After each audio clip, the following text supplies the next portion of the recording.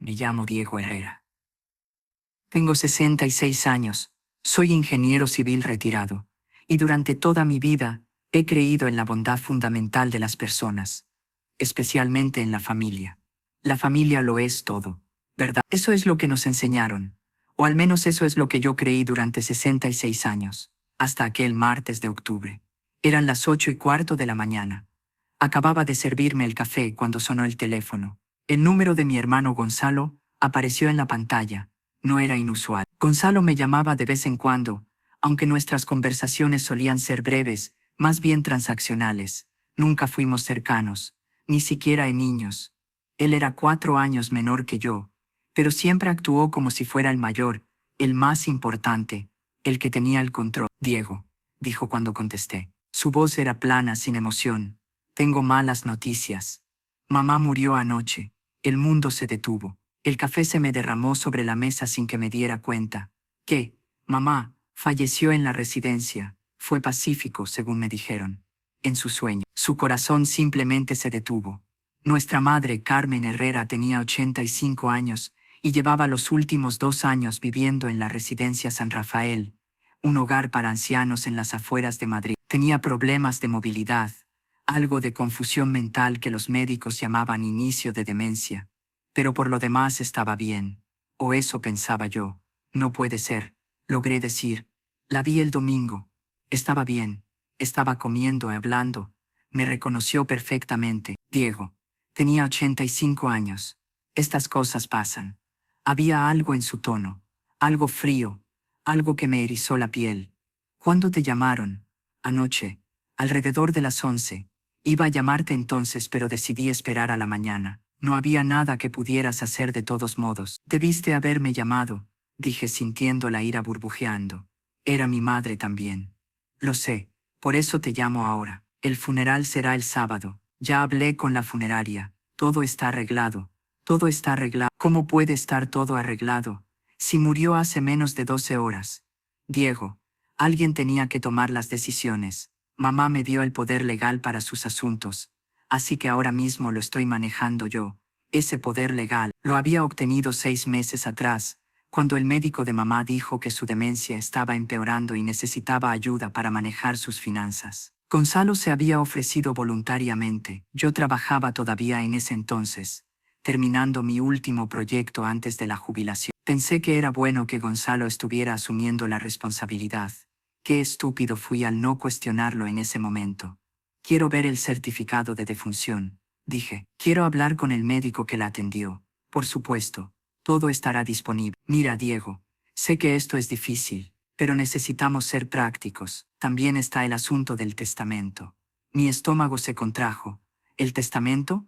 Mamá lo actualizó hace 3 meses. Dejó todo a mi nombre. La casa en Salamanca, sus inversiones.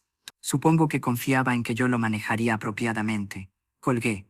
Literalmente colgué el teléfono porque si no lo hacía, iba a decir cosas que no podría retirar. Todo a Gonzalo. Nuestra madre había dejado todo a Gonzalo. Pero eso no era lo que me molestaba. El dinero nunca me importó. Lo que me molestaba era algo en la voz de mi hermano, algo en la forma en que dijo murió anoche con la misma emoción con la que uno dice hace solo hoy. Y había algo más, algo que mi cerebro de ingeniero, acostumbrado a fijarse en los detalles, no lograba ignorar. Gonzalo dijo que la residencia lo llamó a las 11 de la noche, pero cuando visité a mamá el domingo, la enfermera me dijo que Gonzalo no había ido a verla en 3 semanas, que yo era el único visitante regular.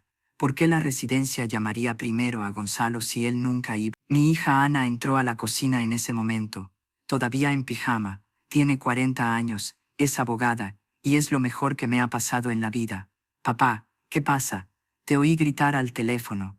Tu abuela murió, dije, y las palabras sonaron irreales saliendo de mi boca.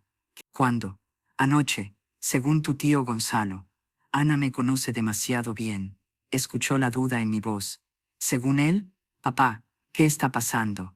No lo sé, pero algo no está bien. Busqué el número de la residencia San Rafael en mi teléfono y llamé. Una recepcionista contestó al tercer timbre. Buenos días, residencia San Rafael. Buenos días. Habla Diego Herrera. Soy hijo de Carmen Herrera, una de sus residentes. Me acaban de informar que mi madre falleció anoche y necesito. Disculpe, señor Herrera, dijo Carmen Herrera. Sí, Carmen Herrera, de la habitación 3. Señor Herrera, su madre no ha fallecido. De hecho, está desayunando ahora mismo en el comedor. El mundo se inclinó sobre su eje. ¿Perdón? Su madre está bien. ¿Quiere que le pase con ella? No, yo. ¿Está segura? Carmen Herrera, 85 años, completamente segura, señor. La vi hace 10 minutos. Estaba comiendo tostadas con mermelada. Colgué con las manos temblorosas. Ana me miraba con los ojos muy abiertos. Papá, tu tío Gonzalo acaba de decirme que mi madre murió anoche, pero la residencia dice que está viva. Está desayunando. Silencio. Luego Ana, mi brillante hija abogada, dijo lo que yo estaba pensando pero no lograba articular. Papá, tu hermano acaba de organizar un funeral para alguien que sigue viva. Y fue entonces cuando supe que necesitaba ayuda. No ayuda de familia. No ayuda de amigos. Necesitaba ayuda legal. Necesitaba a alguien que entendiera lo que estaba pasando y pudiera detenerlo. 3 días después, Ana y yo estábamos sentados en la oficina de una magistrada en el Palacio de Justicia de Madrid. Se llamaba Isabel Navarro. Tenía 60 años, el cabello plateado recogido en un moño elegante, y unos ojos que parecían ver a través de cualquier mentira. Le conté todo, la llamada de Gonzalo, la residencia diciendo que mamá estaba viva, el testamento actualizado, el poder legal, todo. Cuando terminé, la magistrada Navarro se quedó en silencio durante un largo momento. Luego dijo algo que nunca olvidaré. Señor Herrera, su hermano no solo está planeando robar la herencia de su madre, está empujando las cosas para que su madre esté muerta en los papeles antes de que deje de respirar de verdad. Y voy a detenerlo. Esta es su historia. La historia de la jueza que salvó a mi madre. Y esta es también la historia de cómo descubrí que mi madre era mucho más inteligente de lo que cualquiera de nosotros había imaginado. Me llamo Isabel Navarro, tengo 60 años, y llevo 32 siendo magistrada en Madrid. He visto de todo en este tribunal. Divorcios que destrozan familias. Disputas de herencia que convierten a hermanos en enemigos. Casos de negligencia, fraude, manipulación. Pero nunca había visto algo como el caso de Carmen Herrera. Era viernes por la mañana, una de esas mañanas de otoño en Madrid en las que el aire es fresco y el cielo está despejado.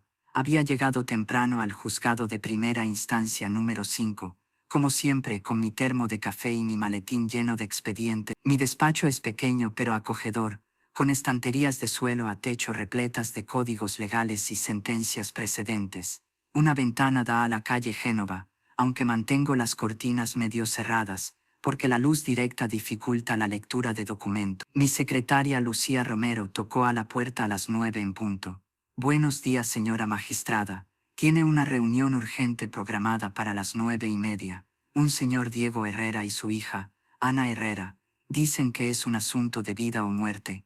Arqueé una ceja. Vida o muerte es una expresión que los abogados utilizan con demasiada ligereza, pero algo en el tono de Lucía me hizo pensar que esta vez podía ser literal. ¿De qué se trata? Posible fraude testamentario y abuso de adulto mayor. Es todo lo que dijeron. Interesante. Los casos de abuso de ancianos eran cada vez más frecuentes en España, especialmente en Madrid, donde muchas familias colocaban a sus mayores en residencias y luego se desentendían, o peor aún los explotaban. Hazlos pasar cuando lleguen. Diego Herrera y su hija Ana llegaron exactamente a las 9:30. Diego era un hombre alto, de 60 y tantos años con el cabello gris y manos de trabajador manual, aunque vestía de forma pulcra, con pantalones de vestir y camisa. Su hija Ana era una mujer profesional de unos 40 años, con traje de abogada y un maletín que con toda probabilidad contenía pruebas meticulosamente organizadas.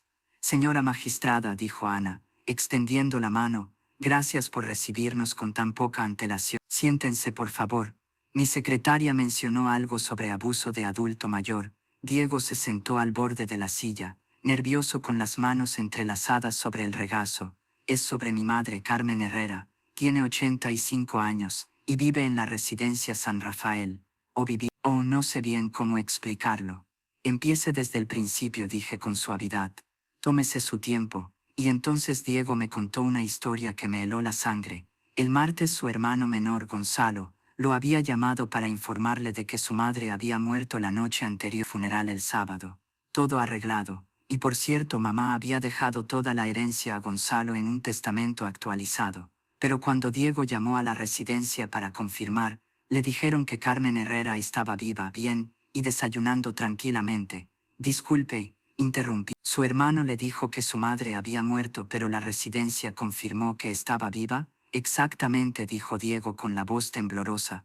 Y cuando lo confronté por teléfono más tarde ese día, primero intentó decir que se había confundido de fecha. Luego afirmó que la residencia había cometido un error. Sus versiones no coincidían. Y después, cuando le exigí ver a mi madre en persona, dijo que ella no quería verme, que estaba demasiado confundida para recibir visitas. Ana abrió su maletín y sacó una carpeta gruesa. Señora magistrada, soy abogada especializada en derecho civil. Después de lo que mi padre me contó, empecé a investigar por mi cuenta, y lo que encontré es muy preocupante. Me pasó la carpeta, empecé a revisar los documentos. Había copias de registros bancarios, escrituras de propiedad, documentos legales. Hace 6 meses, explicó Ana, el hermano de mi padre, Gonzalo Herrera, obtuvo poder legal sobre los asuntos financieros y médicos de mi abuela. El médico que firmó el documento certificando que ella necesitaba asistencia legal es un tal doctor Miguel Santana, amigo de la Universidad de Gonzalo. No me gustó hacia dónde iba aquello. Desde que obtuvo ese poder, continuó Ana, Gonzalo ha estado vaciando de forma sistemática las cuentas bancarias de mi abuela. Mire esto, señaló una serie de transacciones bancarias. Durante los últimos 5 meses, había transferencias regulares de la cuenta de Carmen Herrera a una cuenta a nombre de Gonzalo Herrera. Al principio pequeñas, 5.000 euros aquí, 10.000 allá, pero en el último mes, las cantidades habían aumentado de forma drástica. 25.000, 50.000, 100.000. ¿Cuánto en total?, pregunté. Aproximadamente 250.000 euros hasta ahora, respondió Ana. Pero hay más.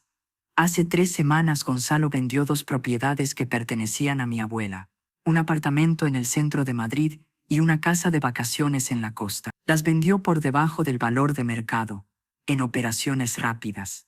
El dinero fue directamente a su cuenta. ¿Eso es legal bajo el poder legal que posee? Técnicamente sí. Si puede argumentar que las ventas eran necesarias para cubrir los costos de atención de mi abuela. Pero la residencia San Rafael cuesta 3.000 euros al mes. No hay razón para vender propiedades por valor de $500.000 para cubrir esos gastos, especialmente cuando mi abuela tiene suficiente liquidez. Estudié los documentos con más atención. Había algo más que me inquietaba. Mencionó que el doctor Santana certificó que su madre necesitaba el poder legal. ¿Tiene los registros médicos? Ana sacó otro conjunto de documentos. Aquí están. Y aquí es donde las cosas se vuelven realmente perturbadoras. Los informes médicos del doctor Santana describían a Carmen Herrera como una paciente con demencia avanzada, confusión severa, incapaz de tomar decisiones financieras o médicas por sí misma. Según esos informes, Carmen apenas podía mantener una conversación coherente. ¿Y usted ha visitado a su madre recientemente?, pregunté a Diego. La visito 3 veces por semana, dijo, y le juro, señora magistrada, mi madre está perfectamente lúcida. Sí, a veces se confunde con las fechas. Sí, su memoria a corto plazo no es perfecta, pero mantiene conversaciones normales. Lee el periódico. Hace crucigramas. Sabe quién soy yo, quiénes son sus nietos. Ese diagnóstico de demencia avanzada es absurdo.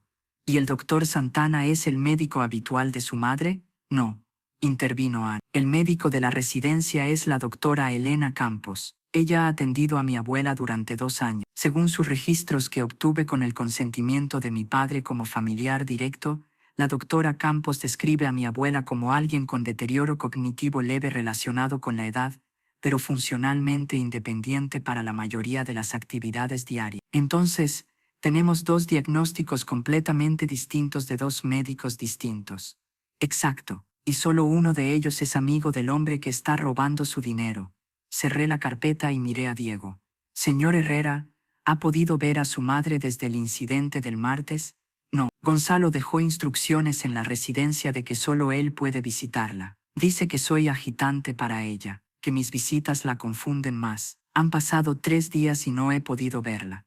Eso, en la práctica, es una forma de secuestro, dije con voz firme. Si su madre es competente y quiere verlo, nadie puede impedírselo. ¿Y si no es competente?, preguntó Diego, con la voz quebrada. ¿Y si Gonzalo tiene razón y mi madre realmente está tan mal que no sabe lo que quiere? Entonces necesitamos una evaluación independiente. Y también necesitamos entender por qué su hermano le dijo que su madre había muerto cuando claramente sigue viva. Ana se inclinó hacia adelante. Tengo una teoría sobre eso. Creo que Gonzalo está preparando el escenario para que mi abuela muera legalmente. No físicamente, no todavía, pero legalmente. Si logra que todos crean que está muerta, puede tramitar su testamento, quedarse con la herencia, y para cuando alguien se dé cuenta del error, ya será demasiado tarde para revertir las transacciones. Era retorcido, pero no imposible. Hay otra posibilidad, dije despacio, una más oscura. Si su hermano está tan desesperado por la herencia, y si tiene control médico sobre su madre, podría estar planeando hacer que esa muerte sea real. Diego palideció. No, Gonzalo es muchas cosas. Codicioso, egoísta, absolutamente, pero no es un asesino. Las personas que matan rara vez se ven como asesinos, respondí, especialmente cuando el método es médico. Una sobredosis accidental de medicamentos, una complicación durante un tratamiento. Es más común de lo que imagino. Revisé mi calendario. Había una ventana libre esa tarde. Voy a emitir una orden judicial temporal. Primero ordenaré el congelamiento inmediato de todas las cuentas y activos de Carmen Herrera. Nada más puede ser transferido o vendido hasta que esto se resuelva. Segundo, ordenaré una evaluación psiquiátrica independiente de Carmen, realizada por un médico neutral. Tercero, levantaré cualquier restricción de visitas. Señor Herrera, podrá ver a su madre hoy mismo, si así lo desea. Gracias, susurró Diego. Gracias. No me agradezca todavía. Esto apenas comienza. Su hermano no va a aceptar esto con calma, y necesitamos descubrir exactamente qué ha estado ocurriendo en esa residencia. Ana cerró su maletín. Señora magistrada, conozco a un investigador privado excelente, Ricardo Torres. Es ex policía, especializado en casos de fraude financiero. Con su permiso, me gustaría contratarlo para investigar las finanzas de Gonzalo. Creo que si está robando a mi abuela probablemente no sea la primera vez que comete fraude. Hágalo, y que me envíe sus hallazgos directamente. Esa tarde, a las 4 en punto, Diego Herrera entró en la residencia San Rafael por primera vez en 3 días. Yo lo acompañé, junto con un trabajador social del juzgado y un alguacil. No estaba dispuesta a correr riesgo. La directora de la residencia, una mujer eficiente llamada Marta González, nos recibió en su despacho. Magistrada Navarro, recibí su orden judicial. Por supuesto que cumpliremos plenamente, pero debo decir que esto es muy irregular. ¿Qué es lo irregular?, pregunté. El señor Gonzalo Herrera ha sido muy claro en sus instrucciones sobre su madre. Dice que ella está muy frágil, que las visitas no autorizadas la alteran. Y usted lo creyó. Es su hijo. Tiene el poder legal. Asumí que sabía que era lo mejor para ella. Quiero ver a Carmen Herrera, ahora. Nos condujo por un pasillo largo y bien iluminado. Las paredes estaban pintadas de un amarillo suave, con fotografías de los residentes participando en actividades grupales. Olía a desinfectante y a comida institucional. No era desagradable, pero tampoco se sentía como un hogar. La habitación 34 estaba al final del pasillo. Marta tocó suavemente la puerta. Señora Herrera, tiene visitas. Una voz débil respondió desde dentro. ¿Quién es? Es Diego, mamá, dijo Diego empujando la puerta con cuidado. Soy yo. Entré detrás de él y vi a Carmen Herrera por primera vez. Estaba sentada en una silla junto a la ventana, envuelta en una manta azul, a pesar de que la habitación estaba cálida. Era una mujer pequeña y delgada, con el cabello blanco recogido en un moño suelto. Sus manos, arrugadas y manchadas por la edad, descansaban sobre un libro abierto en su regazo. Cuando vio a Diego, su rostro se iluminó. Diego, mi niño, ¿dónde has estado? Diego corrió hacia ella y se arrodilló junto a la silla tomando sus manos. He estado intentando verte, mamá, pero me dijeron que no podía. ¿Por qué no? Siempre vienes, todos los días. No todos los días, pensé. 3 veces por semana, había dicho Diego. Pero para una mujer de 85 años, quizá eso se sentía como todos los días. Observé con atención a Carmen mientras hablaba con su hijo. Sus ojos estaban claros, enfocados. Sus respuestas eran coherentes. Preguntó por los nietos, los llamó por su nombre. Mencionó que había visto un programa en la televisión sobre animales africanos y que había pensado en Diego, porque sabía que le gustaba la naturaleza. Aquello no era una mujer con demencia avanzada. Me acerqué y me presenté. Señora Herrera, soy la magistrada Isabel Navarro. ¿Le parece bien si le hago algunas preguntas? Me miró con curiosidad. ¿Una magistrada? ¿Estoy en problemas? No, señora, pero necesito entender algunas cosas. ¿Sabe por qué está viviendo aquí en la residencia? Porque me caí en casa y Diego se preocupó. Pensó que sería más seguro estar aquí donde hay enfermeras. ¿Y cómo se siente aquí? Está bien, a veces es aburrido. Extraño mi casa, pero las enfermeras son amables. Ve a su otro hijo Gonzalo con regularidad. Algo cambió en su expresión. Una sombra cruzó su rostro. Gonzalo está muy ocupado. ¿Cuándo fue la última vez que lo vio? No lo recuerdo bien. ¿Hace unas semanas? ¿Más de un mes? Tal vez. El tiempo se mueve distinto aquí. Señora Herrera, le han estado dando medicamentos nuevos recientemente. El doctor Santana dice que son para mi memoria. Me hacen sentir somnolienta. ¿Y cómo se llama ese médico? Santana, el doctor Miguel Santana, es amigo de Gonzalo. Interesante. Así que Carmen sabía que Santana era amigo de Gonzalo. ¿Confía en el doctor Santana? Carmen dudó. No lo conozco bien. Solo ha venido unas pocas veces. Prefiero a la doctora Campos. Ella es más amable. Asentí y miré a Diego. Señor Herrera, ¿podría darme un momento a solas con su madre? Diego vaciló, pero salió de la habitación junto con el trabajador social. Me senté en la silla frente a Carmen. Señora Herrera, necesito hacerle una pregunta muy importante. Y necesito que sea completamente honesta conmigo. ¿De acuerdo? De acuerdo. ¿Sabe que Gonzalo ha estado tomando dinero de sus cuentas bancarias? Los ojos de Carmen se agudizaron. De pronto ya no parecía una anciana confundida. Parecía a alguien muy alerta. Sí, dijo simplemente. Lo sé. No era la respuesta que esperaba. ¿Y lo permite? Carmen sonrió. No era una sonrisa feliz. Era una sonrisa de alguien que guarda secretos. Magistrada Navarro, ¿puedo confiar en usted? Completamente. Entonces déjeme contarle algo que nadie más sabe, ni siquiera Diego. Se inclinó hacia adelante, y cuando habló, su voz era clara, firme, sin rastro alguno de confusión. No tengo demencia, nunca la he tenido. Todo lo que ha visto ha sido una actuación. El mundo se detuvo. ¿Perdón? He estado fingiendo estar confundida durante los últimos 6 meses. Quería ver qué harían mis hijos. Quería saber si me amaban a mí o solo amaban mi dinero. Me quedé mirándola atónita. Ahora ya lo sé, dijo Carmen Herrera, con los ojos brillando de una inteligencia afilada. Y tengo un plan, pero necesito su ayuda para llevarlo a cabo. Me quedé sentada en aquella silla de la residencia de ancianos, mirando a Carmen Herrera, mientras mi mente intentaba asimilar lo que acababa de escuchar. Ha estado fingiendo demencia durante 6 meses, 6 meses y medio. Para ser exacta, respondió Carmen, con una pequeña sonrisa que parecía completamente fuera de lugar en una mujer supuestamente afectada por un deterioro cognitivo avanzado. Desde marzo, poco después de que mi médico habitual, la doctora Campos, mencionara de forma casual que estaba envejeciendo y que quizá debería poner mis asuntos en orden. ¿Por qué? Carmen se reclinó en la silla, la manta azul aún sobre las piernas, pero algo en su postura había cambiado. Ya no era la anciana frágil que había visto al entrar. Era una mujer de mente afilada, que llevaba meses jugando un juego peligroso. Mi esposo murió hace 32 años, comenzó. Dejó una fortuna considerable, propiedades, inversiones, efectivo. Todo pasó a mí. Y desde entonces he sido cuidadosa con cada euro. No porque sea tacaña, sino porque quería dejar algo verdaderamente significativo a mis hijos. Diego y Gonzalo.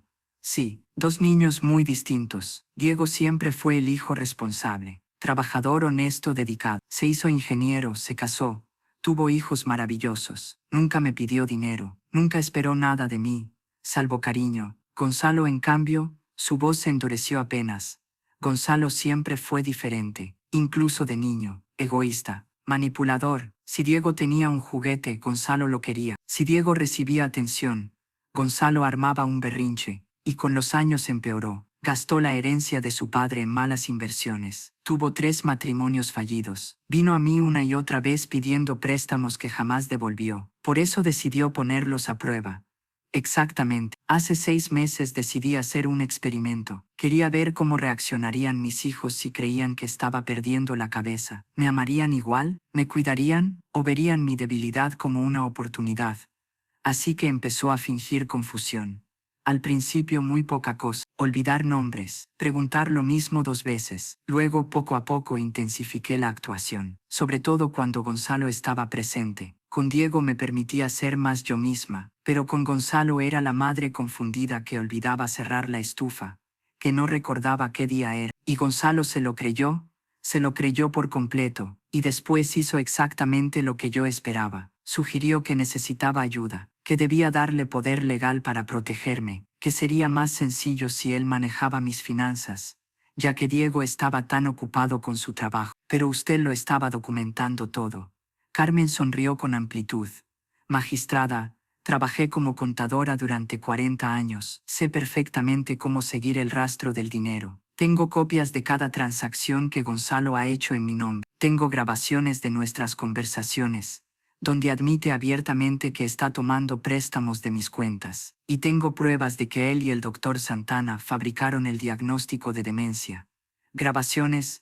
Mi teléfono móvil tiene función de grabación. Gonzalo asume que soy demasiado vieja y demasiado confundida para saber usarla. Se equivoca. Eso cambiaba muchas cosas, más de las que estaba preparada para asumir en ese momento. Señora Herrera, es consciente de que esta evidencia podría enviar a su hijo a prisión, y es exactamente lo que quiero que ocurra. La firmeza de su voz me sorprendió. Es mi hijo, continuó, y lo amé durante 62 años. Pero lo que me ha hecho, lo que ha intentado hacerme, no tiene perdón. No solo está robando mi dinero, está robando mi dignidad. Está diciéndole al mundo que soy una vieja senil, incapaz de cuidarme. Y ahora, según Diego, está planeando un funeral para mí mientras todavía respiro. ¿Sabía algo de eso? No hasta que usted llegó hoy, pero no me sorprende. Gonzalo siempre fue impaciente. Probablemente decidió que esperar a que muriera de forma natural tomaría demasiado tiempo.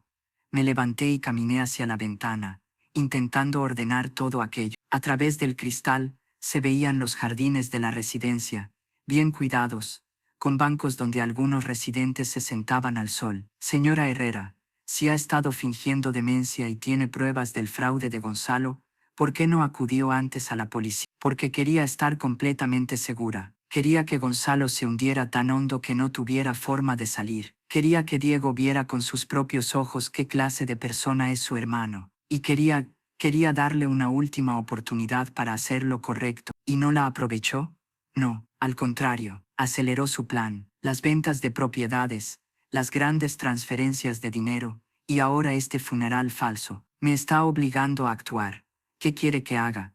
Carmen me miró fijamente a los ojos. Quiero que deje que Gonzalo continúe con su plan del funeral. Quiero que crea que va a salirse con la suya. Y entonces, en medio de su triunfo, quiero aparecer y destruirlo. Era audaz, era arriesgado, y en cierto modo brillante.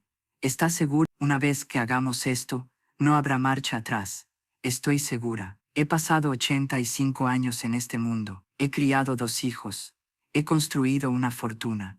He vivido una vida plena, pero antes de morir, quiero asegurarme de que se haga justicia. Y quiero que Diego sepa que su lealtad, su amor, fueron vistos y valorados.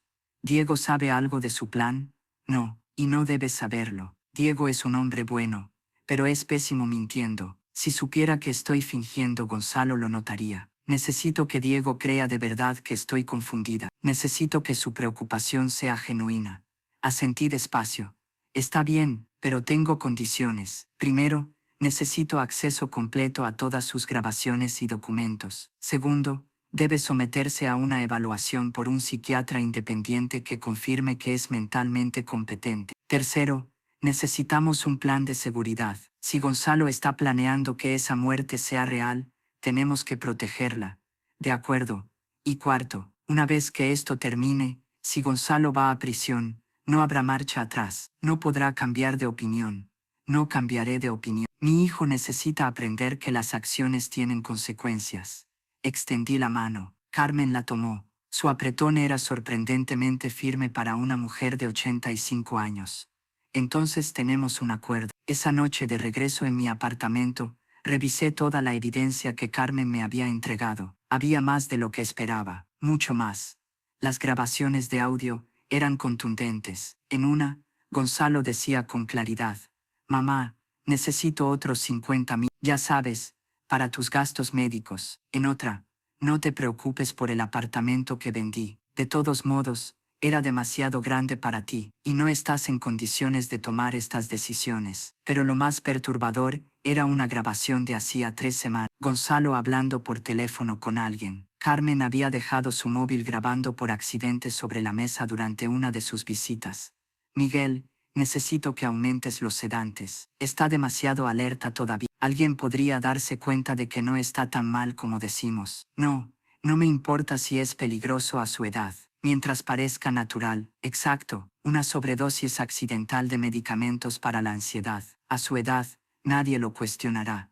Tuve que detener la grabación. Sentí náusea. Gonzalo no solo estaba robando a su madre, estaba empujando las cosas hacia un final del que ya no parecía querer hacerse responsable. Despacio, en silencio, con medicamentos recetados por un médico corrupto. Mi teléfono sonó. Era Ana Herrera. «Magistrada Navarro, el investigador privado Ricardo Torres acaba de enviarme su informe preliminar. Necesita verlo.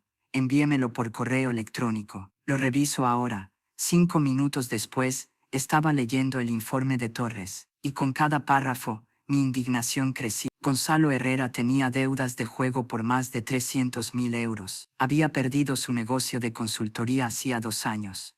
Tras acusaciones de fraude por parte de clientes, había sido demandado 3 veces por distintos ex-socios comerciales, y en los últimos 6 meses, justo después de obtener el poder legal sobre Carmen, había empezado a saldar esas deudas, usando el dinero de su madre. El doctor Miguel Santana tenía también su propio historial turbio. Había sido investigado en 2 ocasiones por la Asociación Médica por prescribir fármacos de forma inapropiada. Una de esas investigaciones involucraba a un paciente anciano que murió por sobredosis de sedantes. El caso se cerró por falta de pruebas, pero las sospechas nunca desaparecieron. Gonzalo y Santana, una pareja perfecta de depredadores. El lunes siguiente convoqué una reunión con Diego, Ana, el investigador Torres, y un fiscal especializado en delitos contra adultos mayores, Carlos Mendoza. «Señores», dije, «tenemos un caso grave de abuso de adulto mayor, fraude y posible intento de homicidio, pero también tenemos una oportunidad única. La víctima, Carmen Herrera,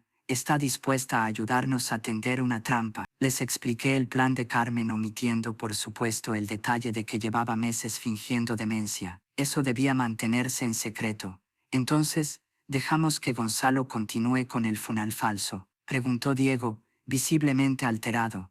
«Exactamente». Y en el momento culminante, cuando crea que ha ganado, revelamos que Carmen está viva, con la policía presente, claro. El fiscal Mendoza se inclinó hacia adelante. «Es arriesgado. Si Gonzalo sospecha algo, podría huir, o peor aún, podría intentar hacerle daño a Carmen. Por eso necesitamos vigilancia constante», dijo Torres. «Tengo un equipo que puede monitorear la residencia 24 horas al día, 7 días a la semana. Si Gonzalo o el doctor Santana intentan visitarla, lo sabremos de inmediato». Ana asintió. «Y yo trabajaré con el fiscal para preparar los cargos. Cuando arrestemos a Gonzalo, quiero que el caso sea hermético, sin ninguna vía de escape». Diego seguía inseguro. «¿Y mi madre? ¿De verdad estará a salvo?». Le puse una mano en el hombro.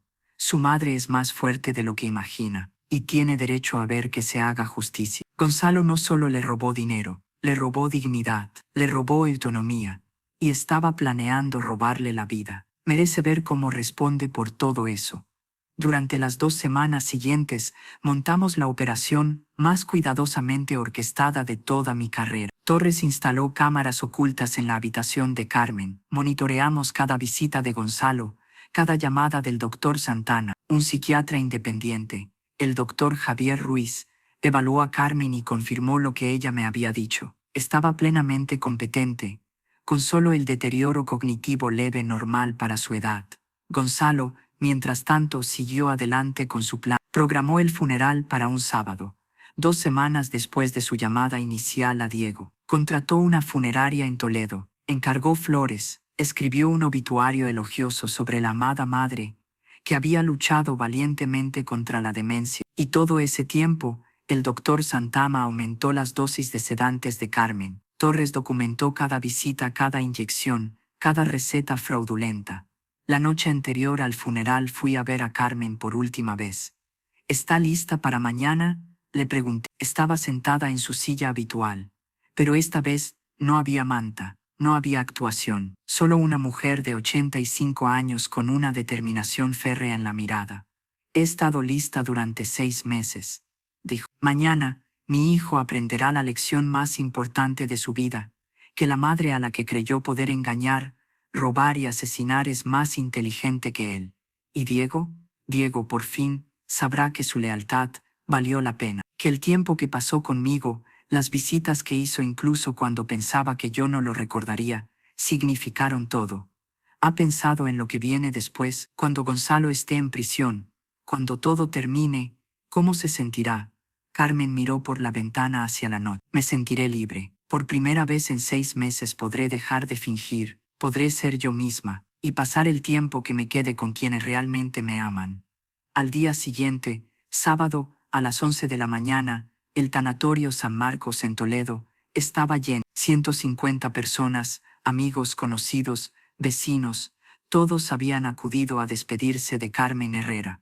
Todos excepto Carmen Herrera, por supuesto, que estaba muy viva y esperando en una ambulancia a 2 calles de distancia. Gonzalo se encontraba al frente de la sala, vestido de negro, con una expresión de duelo perfectamente ensayada. Diego estaba sentado en la primera fila, genuinamente destrozado, porque aún creía que su madre había muerto. Yo me encontraba en la parte trasera, junto al fiscal Mendoza y 4 agentes de policía vestidos de civil. Torres y su equipo estaban estratégicamente distribuidos por la sala, con cámaras en funcionamiento.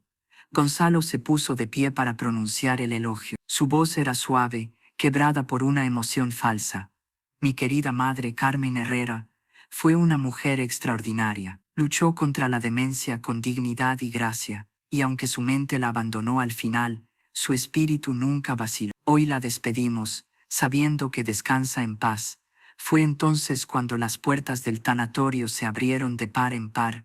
Carmen Herrera entró caminando, apoyada en un bastón, completamente alerta, completamente viva, escoltada por 2 agentes de policía. El silencio que cayó sobre la sala fue absoluto. Muchas personas se quedaron inmóviles, otras murmuraron, y algunas simplemente no supieron cómo reaccionar, mientras una mujer supuestamente muerta avanzaba por el pasillo central. Gonzalo quedó congelado en el atril, con el rostro pálido como el mármol.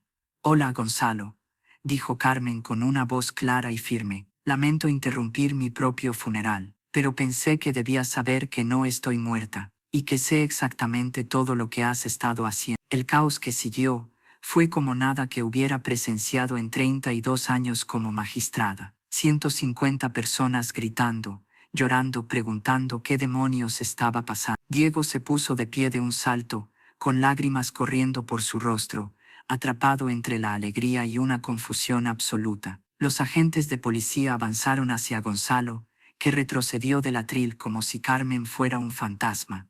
«No, no puede ser», tartamudeó. «Tú estás, el certificado de defunción». «¿Qué certificado de defunción, Gonzalo?». La voz de Carmen era fría como el hielo. «El que falsificaste con la ayuda de tu amigo el doctor Santana. Ese certificado nunca existió legalmente». Me adelanté con el fiscal Mendoza a mi lado. «Gonzalo Herrera», dije con una voz clara que atravesó el ruido de la sala, «queda arrestado bajo sospecha de fraude, abuso de adulto mayor, falsificación de documentos y conspiración para cometer homicidio. Tiene derecho a guardar silencio». «Esto es un error», gritó Gonzalo, con los ojos desorbitados. «Ella está senil, no sabe lo que dice, tiene demencia». Carmen soltó una risa breve, amarga que resonó en toda la sala. «¿Demencia? Hijo, nunca tuve demencia. Todo fue una actuación, para ver qué harías, y ahora lo sé. Intentaste robarme, intentaste drogarme hasta la muerte, y cuando eso no funcionó lo bastante rápido, decidiste declararme muerta mientras todavía respiraba.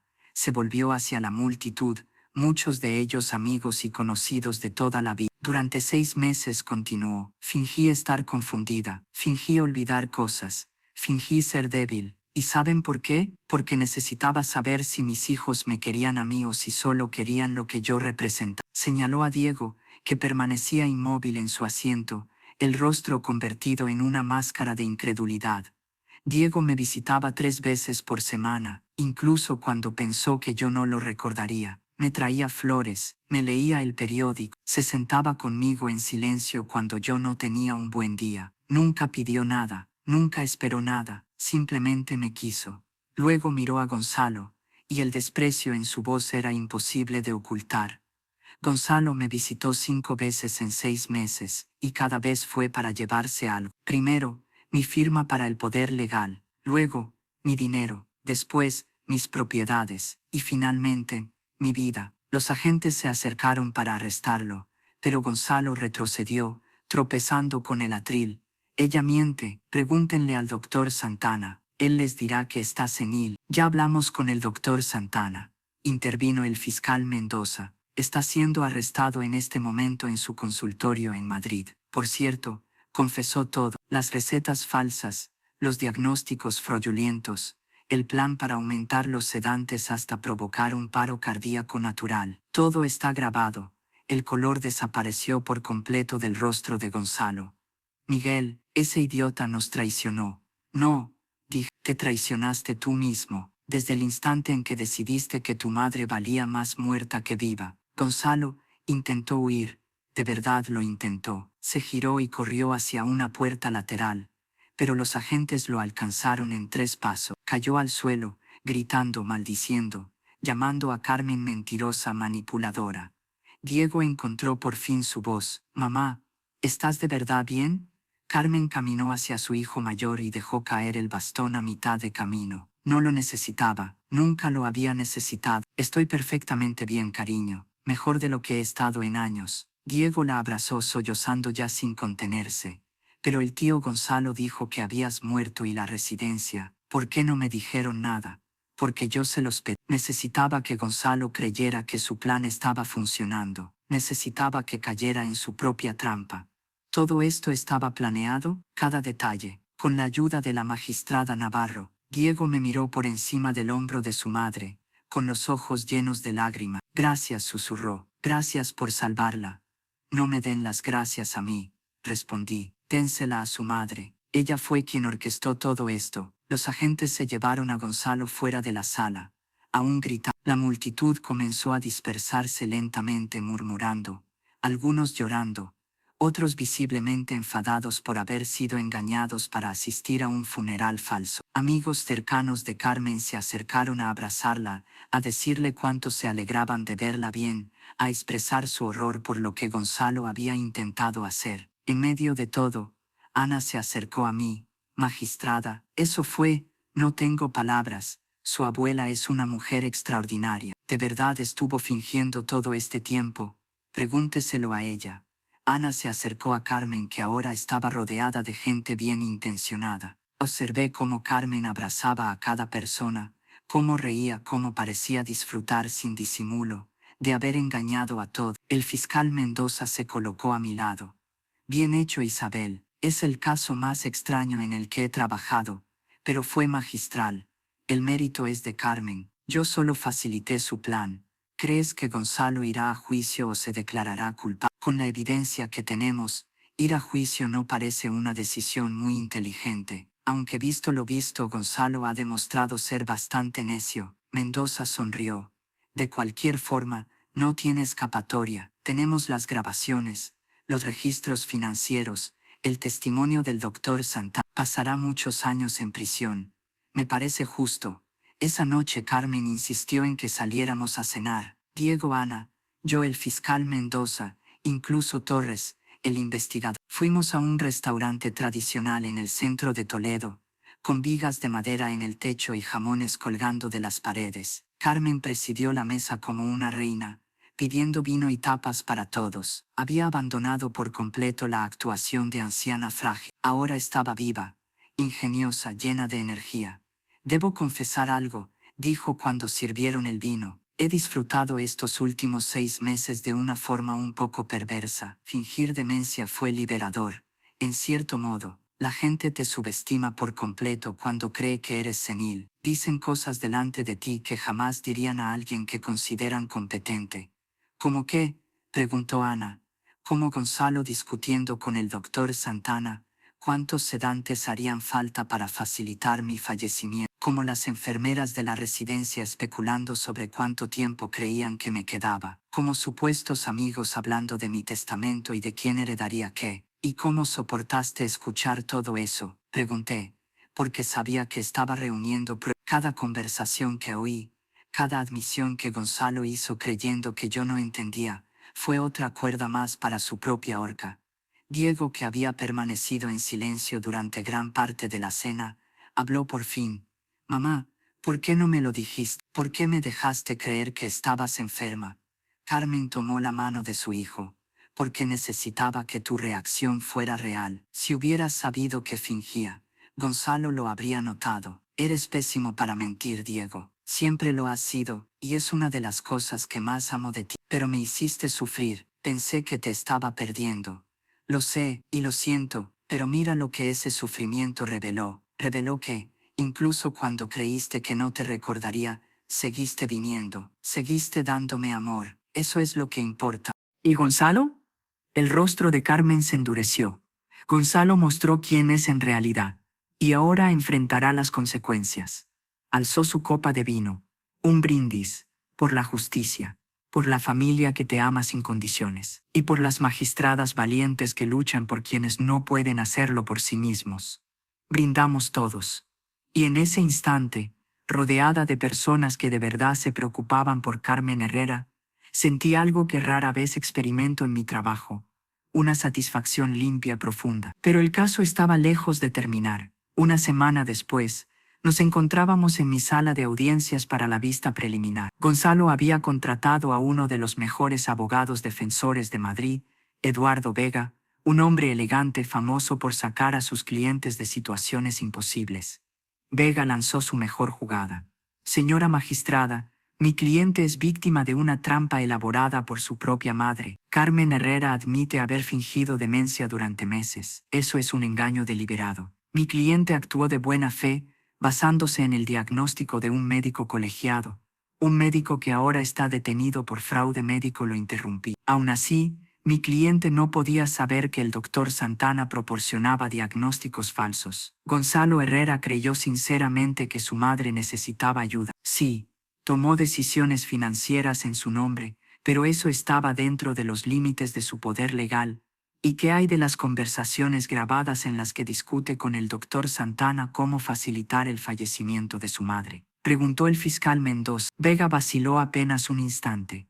«Esas grabaciones se obtuvieron sin el consentimiento de mi cliente. Podrían ser inadmisibles. Las grabaciones fueron realizadas por Carmen Herrera en su propia habitación», respondí. «Tenía pleno derecho a grabar conversaciones en su espacio privado. Son perfectamente admisibles.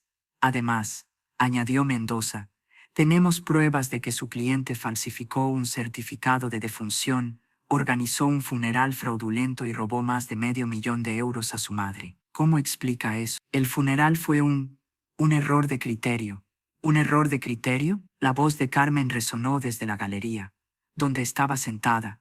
«Planeaste mi muerte, y cuando no morí lo bastante rápido para ti, decidiste fingir que estaba muerta de todos modos». «Señora Herrera, por favor», dije con suavidad, aunque comprendía su furia. «Tendrá ocasión de declarar». Gonzalo, sentado junto a su abogado, habló al fin. «Madre, por favor, tienes que entenderlo. Estaba bajo una presión enorme. Tenía deudas, gente peligrosa me amenazaba. Necesitaba el dinero. ¿Y pensaste que robarme y matarme era la solución?». La voz de Carmen era puro hielo. «No iba a matarte, solo necesitaba que estuvieras más tranquila, para que no causaras problemas». «¿Problemas? Soy tu madre». no un problema que resolver. Vi lágrimas en los ojos de Gonzalo. No supe si eran reales o solo otra actuación más.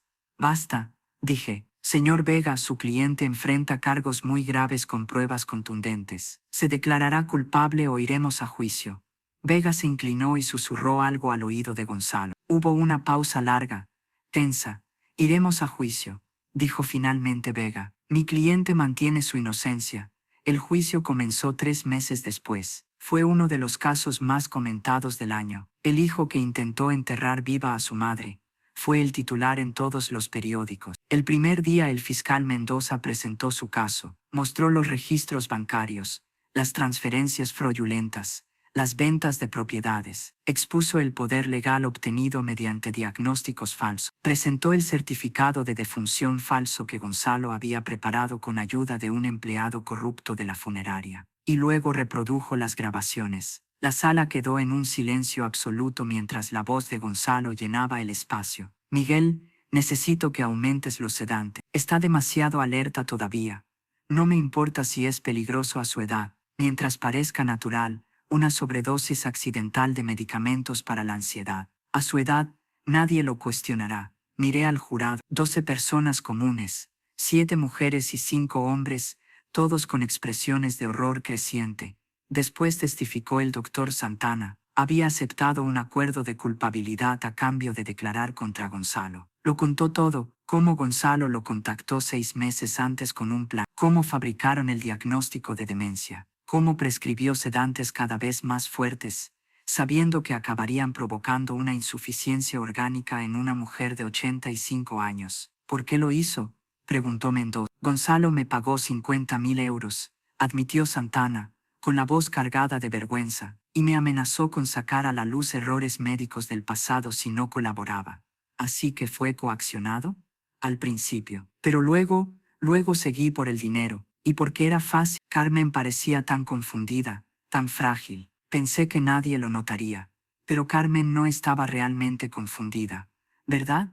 No, me di cuenta demasiado tarde. Ella estaba actuando, y yo fui el idiota que cayó en su trampa.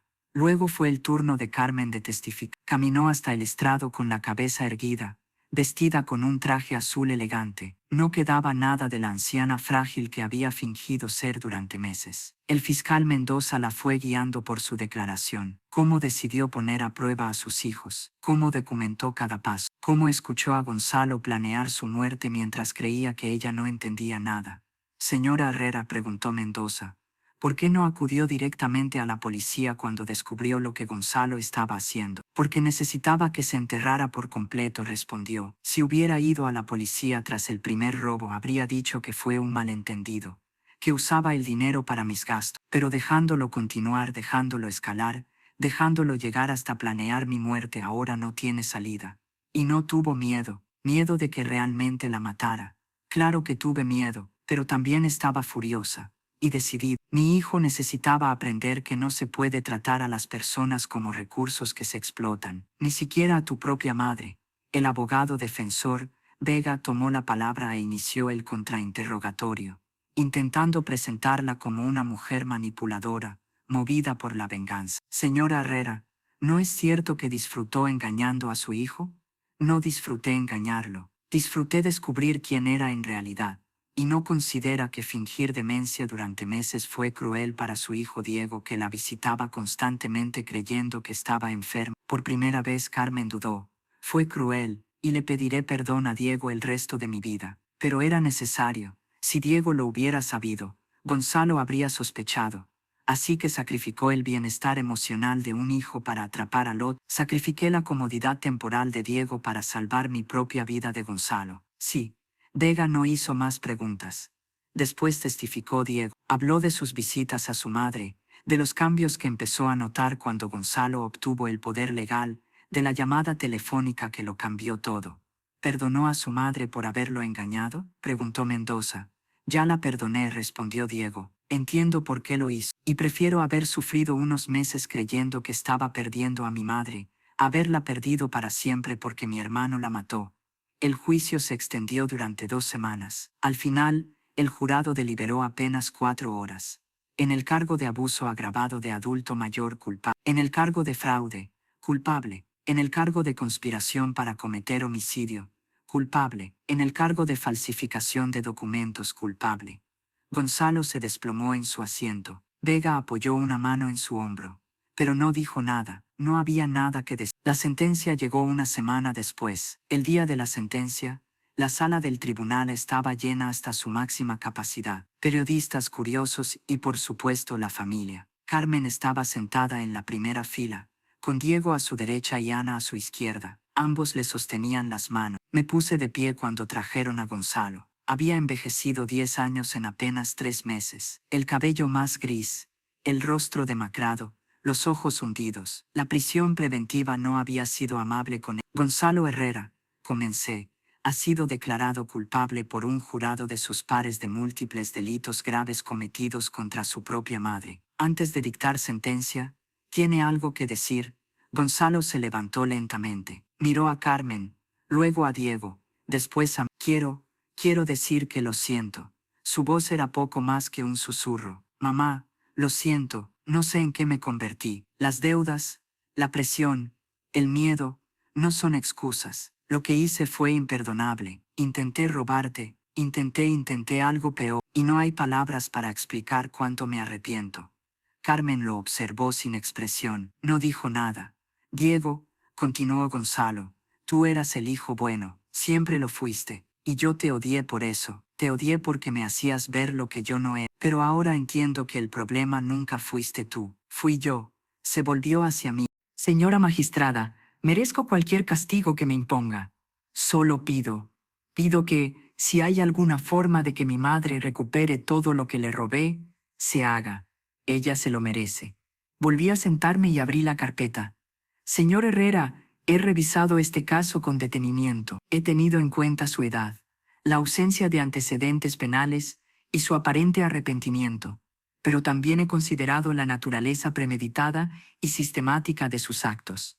Durante 6 meses explotó la vulnerabilidad fingida de su madre, la drogó, la robó y planeó su muerte. Hice una pausa, dejando que las palabras calaran. Este no fue un crimen impulsivo. No fue un error momentáneo. Fue una campaña prolongada y calculada de abuso contra la mujer que le dio la vida. Gonzalo cerró los ojos. Por el delito de abuso agravado de adulto mayor, lo condeno a 6 años de prisión. Por fraude, a 4 años adicionales. Por conspiración para cometer homicidio, a 5 años más. Por falsificación de documentos, a 2 años. Estas penas se cumplirán de forma consecutiva, no concurrente. Respiré hondo. En total, 17 años de prisión. Además, se le ordena restituir a Carmen Herrera la suma íntegra de 540.000 euros sustraídos de sus cuentas y de la venta de sus propiedades. Esta restitución es obligatoria y se ejecutará mediante la liquidación de cualquier activo de su propiedad. Por último, se le prohíbe contactar a Carmen Herrera de cualquier forma durante el resto de su vida. Cualquier intento de comunicación constituirá una violación de la libertad condicional y conllevará tiempo adicional de prisión. Golpeé el mazo. El acusado será remitido de inmediato a custodia para cumplir su condena. Se levanta la sesión. Los alguaciles se llevaron a Gonzalo. No miró atrás, no dijo nada más. Carmen se levantó y salió de la sala con dignidad. Solo cuando estuvimos en el pasillo, lejos de cámaras y periodistas, vi las lágrimas en sus ojos. ¿Está bien?, pregunté. No, admitió. Pero estaré bien, es solo que, es mi hijo. Yo lo traje a este mundo, lo crié, lo amé, y ahora lo he enviado a prisión. Diego la abrazó. Él te encerró a ti en tu propia prisión durante 6 meses, mamá. Te drogó, intentó matarte. Esto no es tu culpa. Lo sé, pero sigue siendo mi hijo. La observé. Esa mujer extraordinaria de 85 años había llevado a cabo el juego más arriesgado que había visto en toda mi carrera. Señora Herrera, ¿se arrepiente de cómo manejó todo esto? ¿De fingir demencia, de tender la trampa? Carmen pensó largo rato. No, porque, si no lo hubiera hecho ahora estaría muerta. Gonzalo no se habría detenido, y nadie habría conocido la verdad. Al menos así se hizo justicia. Y Diego sabe que su amor valió la pena. 6 meses después de la sentencia, recibí una invitación a cenar en casa de Diego. Carmen se había mudado con él. dejando para siempre la residencia San Rafael. Vivían en una casa acogedora a las afueras de Madrid, con un jardín donde Carmen pasaba las tardes leyendo. Cuando llegué, Carmen me abrió la puerta. Magistrada Navarro, qué alegría verla. Por favor, llámeme Isabel, ya no estamos en el tribunal. Me condujo al comedor, donde Diego, Ana y los nietos de Carmen preparaban la mesa. La escena de normalidad doméstica contrastaba de forma casi irreal con el drama que habíamos compartido. Durante la cena, Carmen me habló de su nuevo proyecto. He creado una fundación, dijo. Se llama Fundación Carmen Herrera para la protección de adultos mayores. Ayudamos a personas mayores vulnerables a proteger sus finanzas y sus derechos legales. Eso es extraordinario. Tenemos abogados voluntarios que revisan poderes legales y testamentos, trabajadores sociales que visitan residencias, y un programa educativo para enseñar a las familias a reconocer y prevenir el abuso de ancianos. ¿A cuántas personas han ayudado ya? En 6 meses, hemos asistido a más de 500 familias. Hemos detectado 17 casos de abuso potencial y ayudado a intervenir antes de que empeoraran. Y hemos formado a más de 5.000 personas sobre las señales de alerta. Me quedé impresionado. Todo esto porque decidió transformar una experiencia terrible en algo positivo. No podía permitir que lo que Gonzalo hizo no sirviera para nada. Tenía que significar algo. Y si puedo salvar Jatasea una vida, evitar que Jatasea una familia pase por lo que nosotros pasamos, entonces todo valió la pena. Diego levantó su copa. Un brindis, por mi madre, la mujer más fuerte que conozco, y por Isabel, quien hizo posible que la justicia se cumpliera. Brindamos, y en ese instante, al mirar alrededor de la mesa a esa familia que había sobrevivido a lo impensable, sentí algo hondo difícil de explicar. Después de la cena, Carmen y yo nos sentamos juntas en el jardín, mientras los demás recogían. ¿Sabe qué es lo que más me sorprende?, dijo Carmen, observando las estrellas. No que Gonzalo intentara matarme. En el fondo siempre supe que era capaz de crueldad. Lo que me sorprende es cuánto disfruté esos 6 meses fingiendo demencia. ¿A qué se refiere? Cuando aparentas no entender el mundo, la gente deja de exigirte cosas, deja de esperar que actúes de cierta manera, que digas lo correcto. Puedes simplemente existir. Y había una libertad extraña en eso. Echa de menos esa libertad. A veces, pero prefiero la libertad real que tengo ahora. La libertad de ser yo misma por completo, de pasar tiempo con quienes amo, de trabajar en cosas que importan. A los 85 años, por fin entendí que es lo esencial, no el dinero ni las propiedades, sino las relaciones genuinas y el propósito. ¿Y Gonzalo? ¿Piensa en él? Carmen suspiró. Todos los días. Me pregunto si está bien en prisión, si realmente entiende lo que hizo. Me pregunto si algún día me perdonará por no haberlo perdonado. ¿Cree que algún día usted lo hará? No lo sé. Una parte de mí quiere hacerlo. Es mi hijo, pero otra parte recuerda esas grabaciones, su voz hablando de cómo matarme de la manera más eficiente. Y esa parte no puede perdonar. No todavía. Nos quedamos en silencio un rato, escuchando los grillos. Isabel, dijo al fin, ¿puedo preguntarle algo? Claro. En todos sus años como magistrada, ha visto muchos casos como el mío, más de los que quisiera. El abuso de ancianos es una epidemia silenciosa, pero nunca vi a una víctima manejarlo como usted. Nunca vi a alguien tomar tanto control de su propia justicia. ¿Hice lo correcto? Moralmente, eso solo puede responderlo usted. Legalmente, sin duda, tenía todo el derecho a documentar lo que le estaban haciendo, y fue su prueba la que aseguró la condena de Gonzalo. Pero Diego sufrió por mi plan. Eso me persigue. Y aún así ya lo perdonó. Varias veces. Lo sé, pero aún así, la interrumpí con suavidad.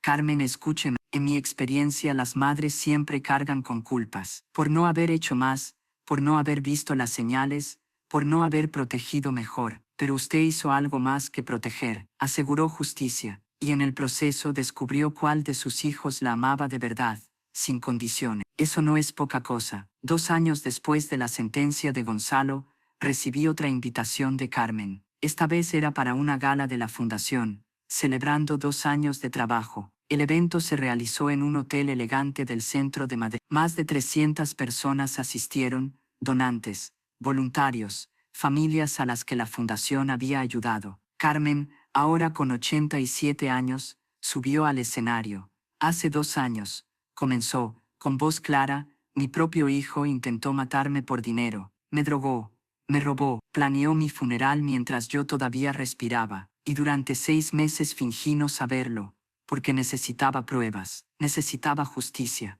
La sala quedó en silencio. Pero la justicia no termina con una condena. La justicia real es evitar que otros pasen por lo mismo. Es crear sistemas de protección, educar a las familias, escuchar cuando los ancianos dicen que algo no está bien. Hizo una pausa. En 2 años, la Fundación Carmen Herrera ha ayudado a más de 5.000 familias. Hemos prevenido 23 casos de abuso grave, recuperado más de 2 millones de euros probados a personas mayores vulnerables y educado a más de 50.000 personas sobre las señales de alerta. Miró alrededor, pero aún no es suficiente. Todavía hay ancianos sufriendo en silencio. Todavía hay familias que les ven como cargas o como fuentes de ingresos, no como seres humanos con dignidad. Por eso seguiremos luchando, protegiendo y recordando que cada anciano es alguien hijo, alguien padre, alguien que merece terminar su vida en paz. La ovación fue ensordecedora. Después del discurso, Carmen se acercó a mí. Gracias por venir, Isabel. Significa mucho. No me lo habría perdido por nada. Está haciendo algo extraordinario. Es el legado que quiero dejar. No dinero ni propiedades. Esto, protección para quienes no pueden protegerse solos. Diego debe estar orgulloso. Lo está. Me lo dice todos los días. Y Gonzalo, la expresión de Carmen se ensombreció. Recibí una carta suya la semana pasada, la primera en 2 años. Su abogado me la envió, aunque no debería haber contacto. ¿Qué decía? Que está en terapia en prisión, que intenta entender por qué hizo lo que hizo, que espera que algún día, quizá pueda perdonarlo. ¿Y usted? Carmen miró hacia las luces de Madrid. Tal vez algún día, pero no hoy. Hoy estoy centrada en ayudar a otros, en hacer que mi experiencia sirva para algo bueno. 3 años después de la sentencia, cuando Carmen tenía 88 años, recibí una llamada de Diego. Isabel, es mamá. Está en el hospital. Mi corazón se hundió. ¿Qué pasó? Neumonía. A su edad es grave. Los médicos dicen que deberíamos prepararnos. Fui al hospital de inmediato. Carmen estaba en una habitación privada, conectada a máquinas, con una máscara de oxígeno cubriéndole el rostro. Pero cuando me vio, sus ojos se iluminaron. Me acerqué a la cama y tomé su mano. Hola, guerrera. Hola, magistrada, susurró a través de la máscara. Parece que al final me alcanzó. No diga eso, va a alterarlo. Isabel, tengo 88 años. He vivido una vida plena. He visto justicia. He construido algo que seguirá después de mí. Estoy listo. Diego no está listo para dejarla ir. Lo sé, pero estará bien. Tiene a Ana, tiene a sus nietos, tiene la fundación para continuar mi trabajo. Tosió, un sonido áspero y doloroso. Hay algo que necesito decirle, continuó, algo que no le conté a nadie. ¿Qué cosa? Perdoné a Gonzalo. Me quedé confundida. ¿Cómo dice? Hace 3 meses le escribí una carta, le dije que lo perdonaba, que entendía que estaba roto, que las deudas y la presión lo habían destruido, que seguía siendo mi hijo y que lo amaba. Las lágrimas corrían ahora por sus mejillas. Me respondió, dijo que no merecía mi perdón, que lo que hizo era imperdonable, pero que agradecía saber que aún lo amaba, y eso fue suficiente para mí. Diego lo sabe, no, y no quiero que lo sepa. Gonzalo puede creer que todos lo hemos perdonado, pero Diego sufrió demasiado por su culpa, merece su enojo. Carmen, prométame algo, Isabel. Cuando me vaya, asegúrese de que la fundación continúe, de que Diego esté bien, y si alguna vez tiene la oportunidad, dígale a Gonzalo que su madre murió en paz, sabiendo que ambos hijos, a su manera, la amaron. Se lo prometo. Carmen Herrera murió 2 días después, rodeada de Diego, Ana y sus nietos. Tenía 88 años. Su funeral fue todo lo que el falso funeral de Gonzalo no había sido auténtico, lleno de amor, celebrando una vida vivida con propósito. Asistieron más de 500 personas, voluntarios de la fundación, familias a las que había ayudado, amigos de toda una vida. Yo pronuncié uno de los elogios. Carmen Herrera, dije, fue una de las mujeres más extraordinarias que he tenido el privilegio de conocer. Cuando su hijo intentó robarle el dinero y la vida, no aceptó ser una víctima, tomó el control, documentó, planeó, y aseguró justicia, pero hizo algo más. Transformó una experiencia terrible en algo hermoso. La Fundación Carmen Herrera ha ayudado a miles de personas, ha salvado vidas, ha devuelto dignidad a quienes la habían perdido. Carmen me enseñó que la justicia no es solo castigo, es protección, es dar voz a los vulnerables, es convertir el dolor en propósito. Miré a Diego, en la primera fila, con lágrimas corriendo por su rostro, y me enseñó que el amor verdadero no es perfecto, es constante, es estar presente, es visitar 3 veces por semana incluso cuando crees que no te recordarán. Diego, su madre, lo sabía, siempre supo cuánto la amaba. Después del funeral, Diego se acercó. Gracias, Isabel, por todo, por salvar a mamá, por darle justicia, por estar con ella hasta el final. Fue un honor. Hay algo más. Gonzalo me escribió desde prisión. Quiere venir al funeral, con escolta. Dice que quiere despedirse. ¿Y qué le dijo? Que no, tuvo su oportunidad cuando estaba viva y eligió robarla y drogarla en lugar de amarla. No merece estar aquí ahora. Asentí entendiendo su rabia. Pero, continuó, mamá le escribió una carta antes de morir. La encontré en su escritorio. Decía que lo perdonaba. Puedo enviársela. Creo que eso es lo que ella querría. Diego asintió, con los ojos húmedos. Era demasiado buena. Incluso después de todo seguía amándolo.